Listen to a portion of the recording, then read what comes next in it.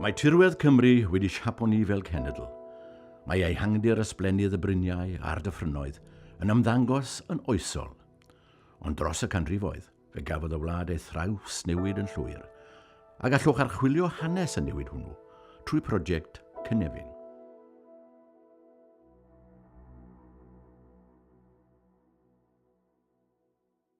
Fe gafodd mapiau degwn Cymru eu creu yn yr 1840au, ac mae un map ar gyfer pob plwyf yng Nghymru fwy neu lai.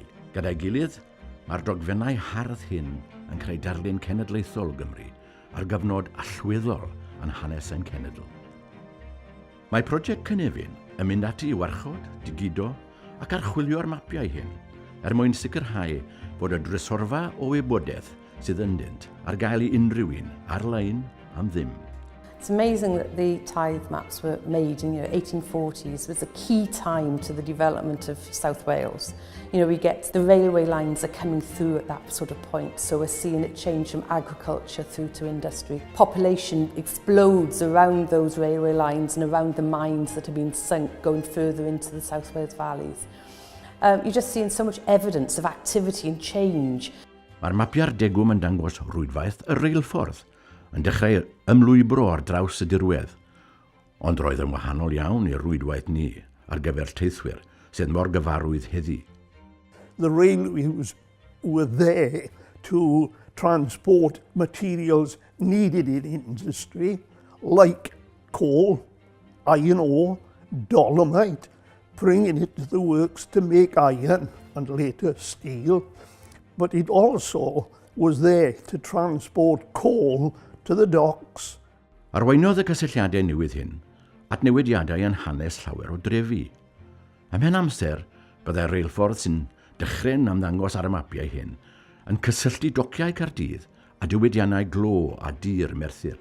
Maes o law byddai'r berthynas hon yn traws newid Caerdydd o fod yn dre fach yn y 14th ganrif ar 15 i fod yn brif ddinas Cymru. When you look at the tithe map and you look all the way through to modern day maps, you've got so much that is consistent. You've got properties that were there throughout that period. The field patterns are still exactly the same. Tracks running through the sort of hillsides are the same.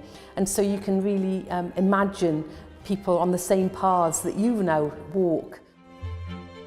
Mae prosiect Cynefin yn digido'r mapiau fel ei bod ar gael i bawb. Yn ychwanegol at hyn, rydym yn gweithio gyda gwirfoddolwyr ar draws Gymru i gatalogio'r wybodaeth ar y mapiau, fel bod modd i bobl ei chwilio'n hawdd.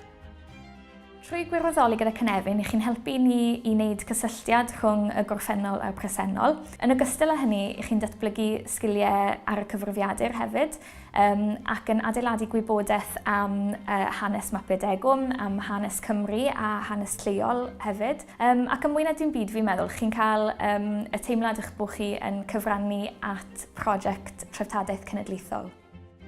I've put quite a lot of hours into volunteering on Cynefin. And so often you're doing it and you come across really interesting little asides. Like I was looking at the Abergavenny maps and going back and forward in time and seeing how the area around where I live has changed so much, so that's like a little bonus. Gallwch hithau helpu prosiect Cynefin i ymchwilio i hanes Cymru trwy fynd draws i'r gwefan cynefin.cymru. Ymunwch â ni nawr a dechreuwch ar eich taith trwy hanes a threftadaeth tirwedd Cymru.